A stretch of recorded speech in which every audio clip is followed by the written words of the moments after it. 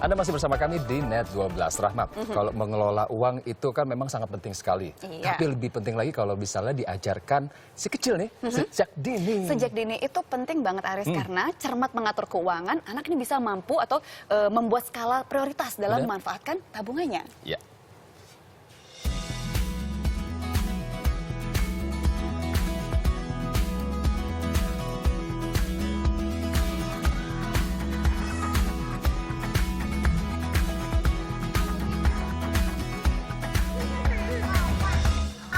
Jajan terus sama buat nabung, buat jajan sama buat celengan.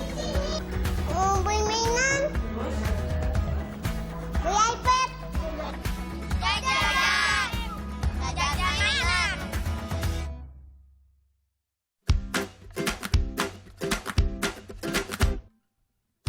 Jajan, jajan, dan jajan. Sebagiannya baru ditabung. Di usia mereka, anak-anak memang gemar sekali jajan. Membeli makanan, minuman, aneka camilan, hingga mainan. Apalagi saat mereka memiliki uang berlebih.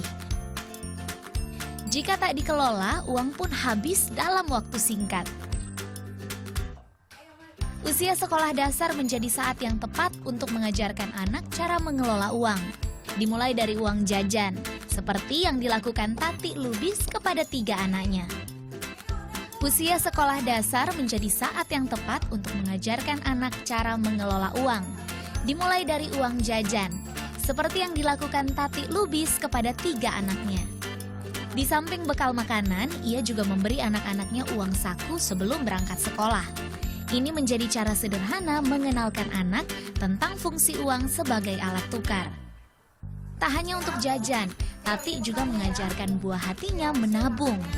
Dengan cara ini, anak mampu berpikir sistematis menggunakan uang saku untuk keperluan mereka.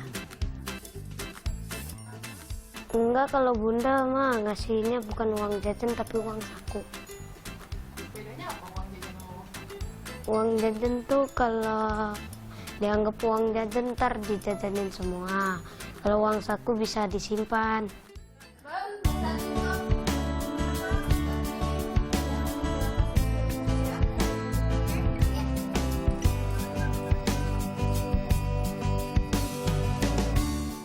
Tati juga rutin memberi pengertian kepada 3 buah hatinya untuk hemat dan menggunakan uang saku dengan bijak. Saat harus jajan pun, ia menyarankan anak-anaknya untuk jeli memilih camilan. Tentunya harus higienis dan sehat.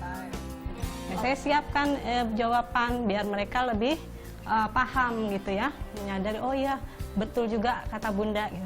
Saya bilang, kamu kalau makan di luar, itu kita tidak tahu makanan yang kamu makan itu bersih atau baik untuk kamu, saya bilang gitu. Dan saya menerapkan dari anak-anak ini, kamu ada alergi makan, tidak bisa sembarangan makan. Untuk meningkatkan minat menabung, setiap anak juga dibekali celengan. Uang saku yang tersisa disimpan di sini. Hasil dari menabung, mereka dapat membeli barang-barang keinginan masing-masing. Dan itu saya arahkan, jika kamu ingin membeli sesuatu keinginan kamu harus kumpulkan dari uang saku. Uang saku itu kamu kumpulkan setiap hari. Nanti jika sudah cukup, baru bundanya antar untuk beli. Kalaupun kurang, nanti bunda yang menambahkan. Itu yang saya terapkan.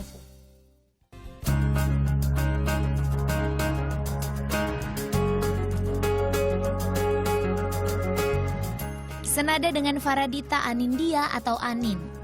Siswa kelas 2 SMA ini memang baru dipercaya memegang uang saku saat SMP. Bedanya, orang tua Anin memberi uang saku per minggu.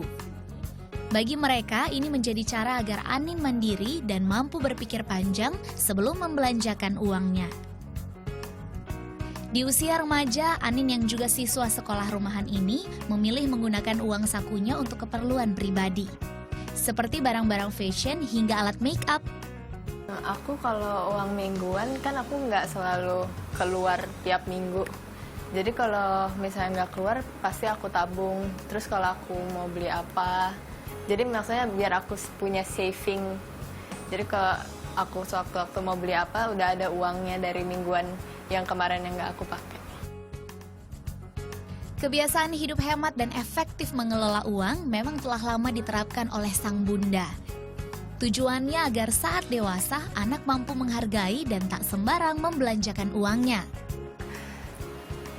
Saya selalu terapkan ke dia, uang yang saya kasih setiap minggu itu dia boleh pergunakan atau untuk beli apa aja yang dia mau, tapi dengan catatan itu yang dia perlukan, yang dia inginkan, dan memang yang dia butuhkan, gitu. Prioritas. Aku punya segini, tapi mama tambahin ya, gitu. Oh ya udah, oke.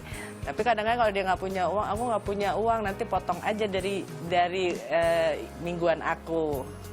Itu saya. Kadang-kadang saya oke lah gitu ya. Tapi kadang-kadang kalau kayak begitu kan nggak efektif juga ya, nggak. Itu namanya nggak mengelola gitu.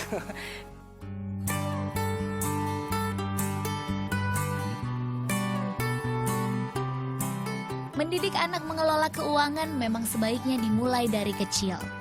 Ini agar kebiasaan baik terbawa hingga mereka besar dan mampu menghasilkan uang sendiri. Namun perlu diberi pemahaman dan orang tua harus dapat menjadi contoh bagi buah hati, cermat mengatur pengeluaran. Dua hal yang kita ingin kejar sebenarnya ketika mengajarkan keuangan kepada anak-anak. Yang pertama adalah keahlian atau skill ya. Mengelola keuangan, mengatur prioritas dan sebagainya tadi yang sudah saya sebutkan sebelumnya. Yang kedua adalah nilai uang itu sendiri, bahwa uang itu tidak hanya berperan untuk memenuhi kebutuhan kita, tapi uang itu juga bisa berperan untuk misalnya fungsi sosial, ya, untuk membantu orang lain. Ya. Terus kemudian uang itu juga tidak segala sesuatu itu harusnya dinilai oleh uang. Orang itu sering cenderung drastis ya mengenai uang, antipati terhadap ngajarin uang, mengajarkan anak tentang uang dari sejak kecil karena takutnya anaknya menjadi terlalu materialistis. Akhirnya ketika dewasa, anak pun juga melihat bahwa uang itu sesuatu yang materialistis dan harus dihindari. Dan dari sisi lain juga teknik pengelolaan keuangan mereka juga jadi minimal. Jangan lupa tanamkan rasa sosial anak dengan menyedekahkan sebagian uang mereka. Ajarkan juga anak untuk mengatur skala prioritas mereka jika ingin membeli sesuatu dengan uang hasil tabungan.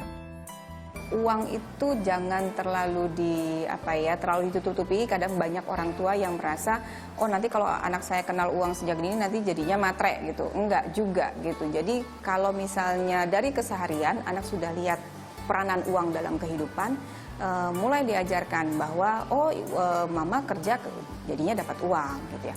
Uang ini tidak bisa dibelanjakan semena-mena gitu, harus diatur.